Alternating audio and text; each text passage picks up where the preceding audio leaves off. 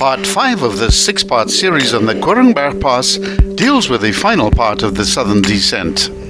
If you intend driving this pass, it's very important to watch parts 1 through 4 sequentially, which contain the Google Earth orientation clips, as well as other important information pertaining to safety, history and tourism.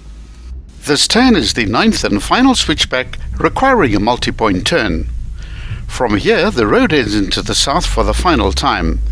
There is one more 90-degree bend, which marks the end of the extreme switchback section. From this point, the gradients ease off considerably and the severity of the corners also decrease. This is a suitable point to switch back to high range. There's still another 1.5 kilometers to go before reaching the end of the pass, with 13 more corners to negotiate, so don't drop your concentration completely.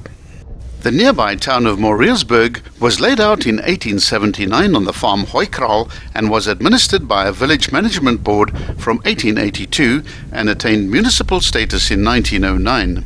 It was named after Mr. J.C. Lefebvre Moreers, who lived from 1807 to 1885 and was minister of the Swartland congregation of the Nederduitse Gereformeerde Kerk from 1833 to 1881. We've issued the following cautionaries on this pass. The southern descent section is not suitable for novice or intermediate level off-road drivers. This section should preferably be driven with at least one other vehicle present. Only attempt this pass in a high clearance vehicle or a proper 4x4 with high ground clearance. Avoid the route completely if it's raining. Due to the many intersections, it's best to drive the route in an anti-clockwise direction. Make a note of all the GPS coordinates that we've listed so that you always know where you are on the route. In low visibility conditions, this could save your life.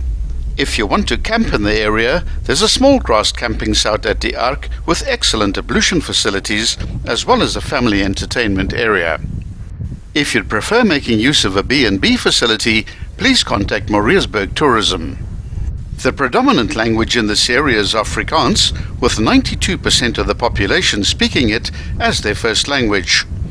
Most people will nonetheless be able to communicate in basic English. The locals are all friendly and welcome visitors. At the 7.7 kilometer point, the road straightens out and heads arrow straight next to a farm fence for another 830 meters directly into the west, where it terminates next to an abandoned farmhouse.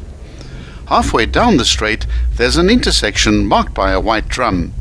Don't turn right at this point, as this route goes through an obstacle course designed for quad bikes, and normal 4x4s will not make it due to the width issue. Continue following the road along the fence towards the farmhouse. Once you get to the old abandoned farmhouse, you've technically reached the end of the Koringberg Pass, but you still have a considerable drive to get back to the Ark, but it's easy going and doesn't take long. Be sure to watch part 6 of the Koringberg Pass, which deals with the exit route all the way back to the Hooggelegen farm.